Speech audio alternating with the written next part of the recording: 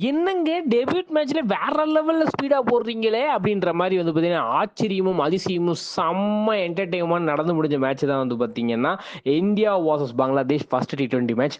Already வந்து பார்த்தீங்கன்னா 2 test மேட்ச win பண்ணி வந்து பார்த்தீங்கன்னா, இந்தியா வேற லெவல் கெத்தா இருந்தது. இது வந்து ஃபுல் அண்ட் ஃபுல் புது டீமா வந்து பார்த்தீங்கன்னா, இறக்கி இந்த T20க்கு போயிருக்காங்க. மொத்தம் 3 மேட்ச். அதுல ஃபர்ஸ்ட் மேட்ச் குவாலியர்ல இன்னைக்கு நடந்தது.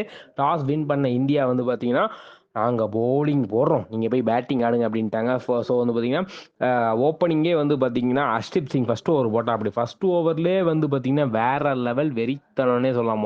ஓவர்லயே நாங்க விக்கெட் எடுத்தா, எனக்கு என்ன தருவீங்க அப்படின்ற மாரி வந்து பார்த்தீங்கன்னா, லிட்டன் தாஸ் விக்கெட்ட வந்து பார்த்தீங்கன்னா, ஃபர்ஸ்ட் ஓவர்லயே காலி பண்ணிட்டாரு அர்ஷத் சிங். ஸோ வந்து பார்த்தீங்கன்னா, 5 ஃபார் 1ன்ற மாரி இருந்தது. ஸோ அதைத் தொடர்ந்து வந்து பார்த்தீங்கன்னா, பயங்கரமா யார் ஆடப்போறா அப்படின்னு இருக்கும்போது, ஆசனும் கேப்டன் சாண்டோவும் நல்லா ஆடுவாங்கன்னு எதிர்பார்க்கும். ஆசன் விக்கெட் அவரோட 2வது ஓவரான அர்ஷ்தீப்போட 2வது ஓவர்லயே வந்து பார்த்தீங்கன்னா, போல்ட் எடுத்து கிளப்பி விட்டாப்படி 8 ரன்னுக்கு. அதுக்கப்புறம் வந்து பார்த்தீங்கன்னா, சாண்டோவும் டோடியும் வந்து பார்த்தீங்கன்னா, ஓரளவுக்கு வந்து பார்த்தீங்கன்னா, அவங்க அப்படியே பார்ட்னர்ஷிப் பில்ட் பண்ணாங்க. சாண்டோ வந்து பார்த்தீங்கன்னா, 25 பாலுக்கு 27 ரன் அடிச்சிட்டு இருந்தாப்படி. இந்த பக்கம் வந்து டோஹைட் வந்து பார்த்தீங்கன்னா, 18 பாலுக்கு 12 ரன் அடிக்கும்போது, வருண் சக்கரவர்த்தி வந்து பார்த்தீங்கன்னா, அவர கிளப்பி விட்டார். Bye bye. நான் வந்து கம்பேக் மேட்ச்க்கு ஆட வந்திருக்கேன். பயங்கரமா ஆடணும். அப்பதான் என்ன அடுத்த மேட்ச்ல ஜெயிப்பாங்க அப்படின்ற மாரி வந்து பார்த்தீங்கன்னா, சூப்பரா வந்து பார்த்தீங்கன்னா, பவுலிங் போட்டு விக்கெட் எடுத்தாரு.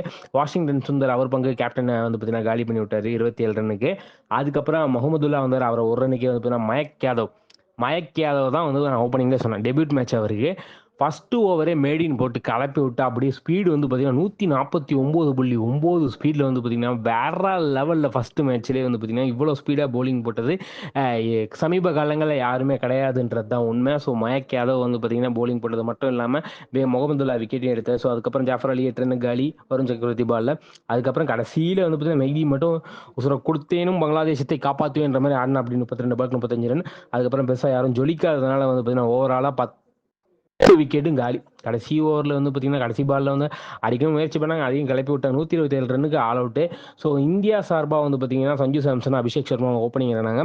ஃபர்ஸ்ட் ஓவர்லேருந்து அதிரடி சரவெடி தான்.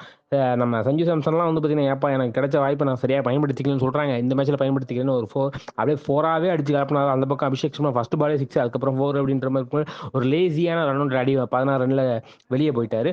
அதுக்கப்புறம் சூரியகுமார் யாதவ் அவர் பங்குக்கு 14 பாலுக்கு 29 ரன் அடிக்க, அதுக்கப்புறம் சஞ்சு சாம்சன் 19 பாலுக்கு 29 அடிக்க 2 பேர் விக்கெட்டும் போக, நிதிஷ் ரெட்டியும் நல்லா ஆடிட்டு இருக்கும்போது பாண்டியா விடுங்கய்யா இதையாயா இவ்வளோ நேரம் ஒட்ட வச்சுட்டு இருந்தீங்கன்ற மாதிரி 16 பாலுக்கே நான் வந்து அடிச்சு முடிக்கிற மேட்சை பார்க்குறீங்களா அப்படின்ற மாதிரி வந்து 16 பாலுக்கு 39 ரன் அடிச்சு மேட்சை முடிச்சு வந்து பார்த்தீங்கன்னா 12வது ஓவரில் மேட்சை முடிச்சு அபார வெற்றி பெற்றது இந்தியா ஃபர்ஸ்ட் மேட்சை.